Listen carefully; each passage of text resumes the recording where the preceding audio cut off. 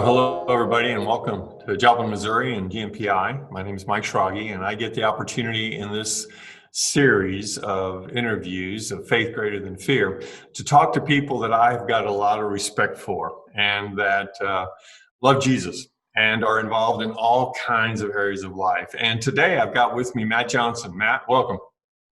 How's it going? Going well, going well. Well, he's in his digs of their new office, and we're going to talk a little bit with Matt here about his life and journey there and their businesses. Great entrepreneurial spirit. So, Matt, let's just kick off with the family. Tell us a little bit about family, and then we're going to talk a little bit about how God has built your family. Yeah, so family's doing really well. We have adjusted well to being in close proximity for long amounts of time. And I'm just now getting through the stage of sleepless nights. Our youngest Brixton, who is now almost 5 months old, is now sleeping through the night. So we're well rested and able to think clearly, more clearly now than we have for the last few months. So.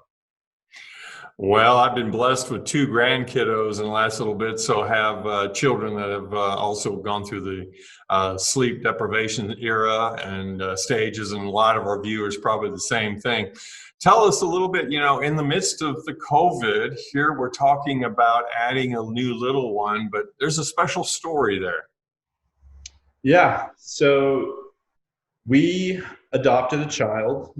His name is Brixton Charles Johnson.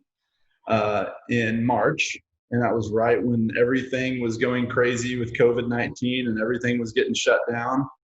And it was quite the experience. We had been praying for quite some time for an addition to our family.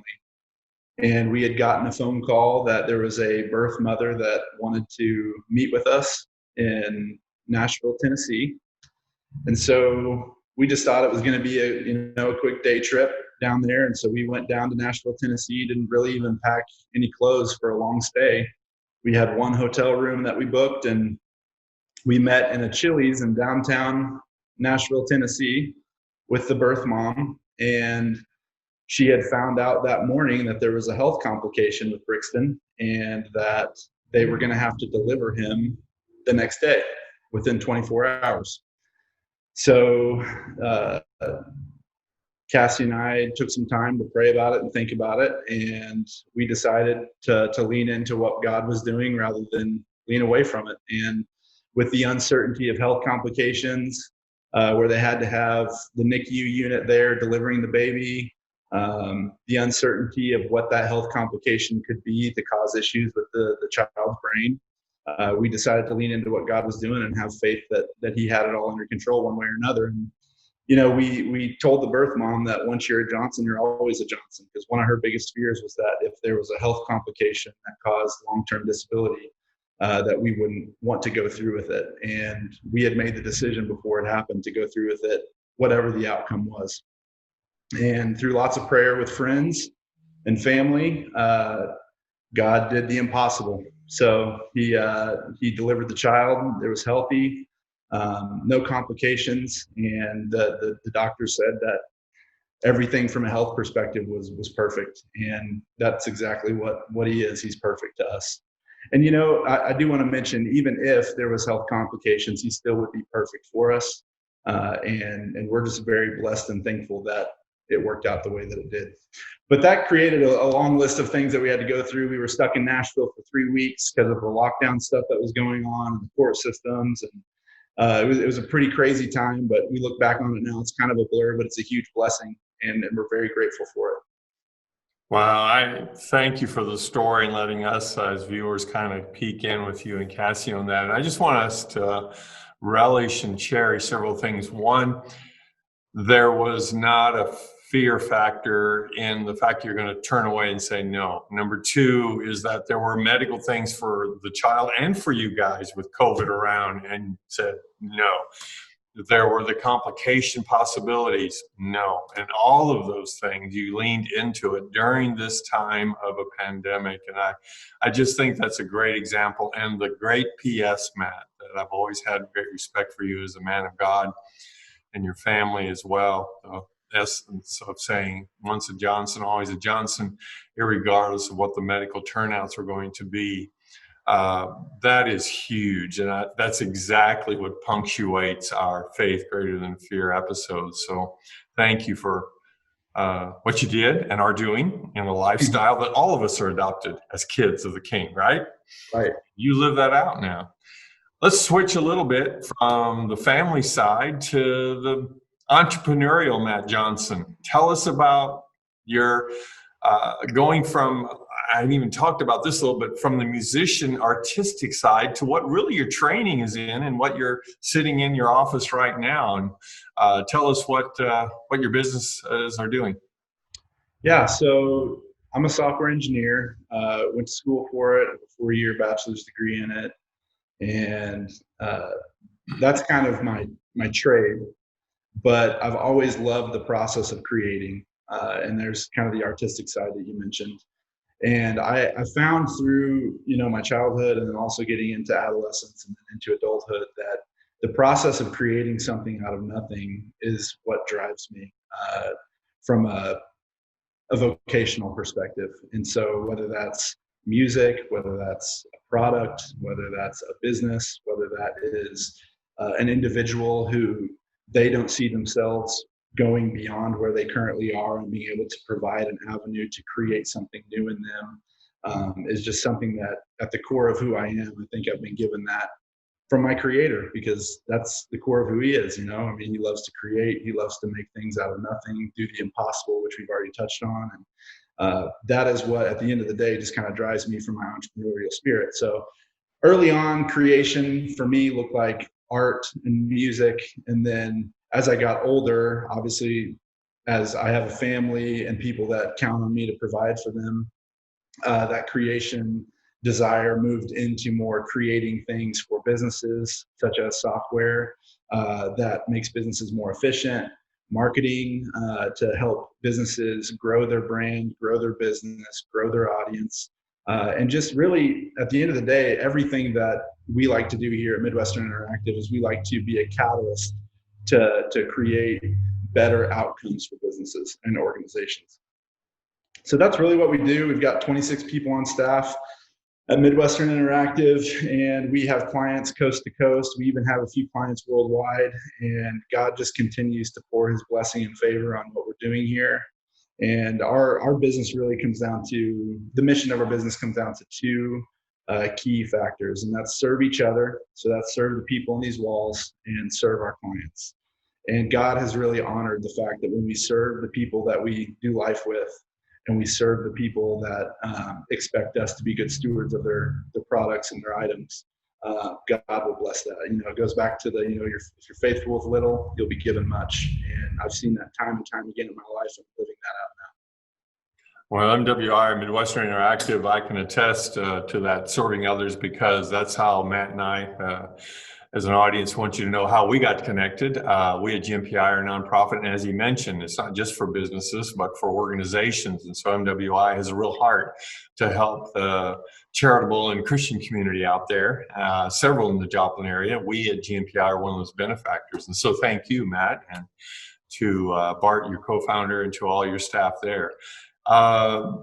Other businesses, you're entrepreneurial and creative, not just in music that moves into software development, but you've got other things that you kind of have your hands in. You want to give us a peek into that? Yeah. So Mike, you told me you were going to make me talk about things I don't normally like talking about. I don't like talking about all the things I'm involved in. Most people that follow me on Instagram, they're like, what do you even do? And I'm like, I don't post on Instagram much at all. I don't like being one of those people that talks about everything I do, but I will for you in this instance. So hopefully not too many people hear this. So, but Midwestern Built is a CrossFit gym that we created. We now have 2 locations, one in Carthage, one in Joplin. The one here in Joplin has over 200 members. The one in Carthage has over 100. We're now in this next season looking at acquiring a 3rd gym in Northwest Arkansas. So we're in talks about that.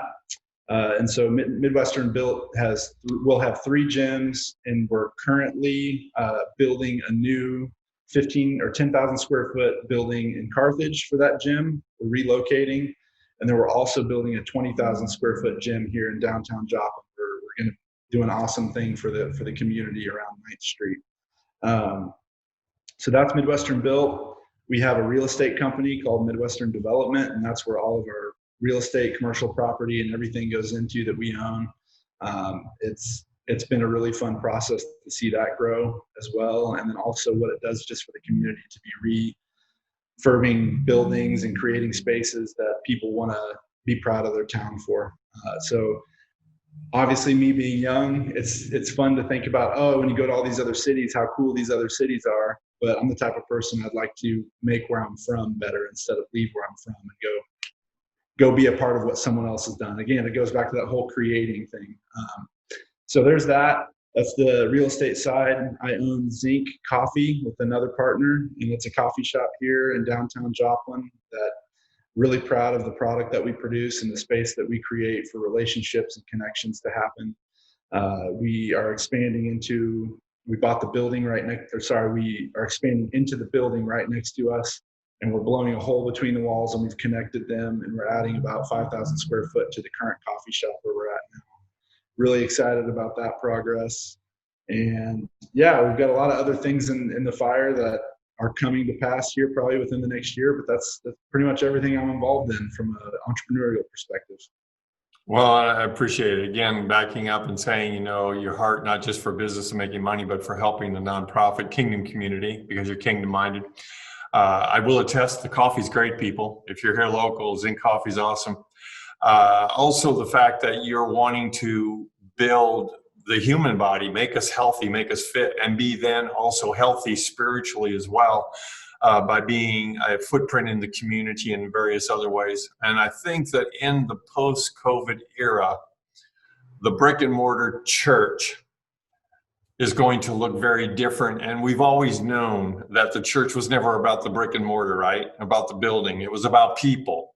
And that's what I love that you, Matt, and Cassie, and your team, and your friend Bart exemplify with the new generation is we, the church, can be creative in our business, in how we exercise. And oh, by the way, what they do with those CrossFits, I know recently they had a benefit event that helped several other nonprofits as well. So kudos for that heart again. So again, to make the body healthy, make the community blessed, to make us spiritually impactful, or just things that you exude. And I think that's the excitement that, yes, we're in a chaotic season, but we're going to get through this. And the hope is on people's shoulders like yourselves. And for that, I'm very grateful to God and very grateful to you. In our closing minutes, Matt, what would you say are some of the things you and Cassie have learned from God in this season of COVIDness? With adopting, with continuing move your business space and growing there, what things have God told you, showed you, spoke to your heart in this season? What would you share? Yeah.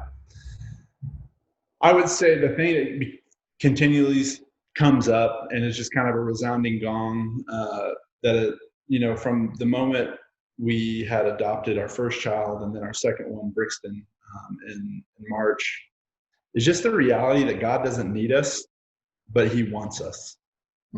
And when you think about that, sometimes in relationships that you have, when people need you, sometimes you might be able to question their motives a little bit. At times, you might be able to say, "Oh, well, maybe they're just doing that because they need me to do something for them, or maybe this is happening because they're trying to coerce me to do something because they need something out of me." Right? But when I look at my two adopted sons, and then also, my biological son, we want them. They literally didn't do it. Like, I don't need them to do anything for me. I don't need them to help pay my rent bill or provide food on the table or any of that, right? Like, maybe someday I'll need them to mow the yard, but like Cassie and I, we want them. And in the same way that God doesn't need us, He wants us. And so there's a lot of confidence we can have just knowing that truth, that no matter what happens, no matter what comes our way, whether health concerns, financial concerns, maybe we don't even know where our next plate of food is going to come from, right? Like He wants us, and because He wants us, He's going to take care of us. not because of anything that we've done, but everything that he's done for us is gonna bear fruit in due time, whether in this life or the next. And so that's just kind of what we hold on to. He doesn't need us. He wants us, and he loves us, and we love him for that. So Great words. And as we kind of land this plane and finish the interview, Matt, thank you so much. And for all of you listening, we want you to hear those words as well. God's goodness and grace in this time of chaos, where it's not just a running marathon, we're in a triathlon. It's going to be a long season, and the outcomes aren't all going to be positive. But God's not been surprised by this. And as one man, Matt, that I talked to recently, said, do you ever think that maybe the pandemic was for me in this season? It was for me, for my family, for my business, to get back to the understandings, like you said, of he wants us. He doesn't need us for anything. And the thing is, God wasn't surprised by this. He's not outwitted. He's not out horsepowered. He's not outmaneuvered. He has this exactly where he's going to hold it and control it and let it do what it's supposed to do on you and on me, on a nonprofit, and on businesses. And so whether we are born in the family or adopted, and all of us adopted in the family of God, Matt Johnson, you illustrate that well. So thank you, brother. Any last closing comments you want to share with us, old wise one? no, other than you're just a lucky dog, man. You get the benefit of the grandchildren without the loss of sleep. So Oh, it is. It's as people said, if I knew grandkids were so great, I'd had them first. that's But great. it biologically won't happen that way. So Exactly. we have 6 and counting, and 3 of them are coming over to my house in just a little bit. So Matt Johnson, thank you very much. Blessings to you and Cassie and the family of 3. Blessings to you and Bart and MWI and all the other things that you are doing in our community here in Joplin and other places and in the kingdom of God. So from all of us here in Joplin to all of you, thank you for tuning into this another episode of Faith Greater Than Fear. God bless you. Bye-bye.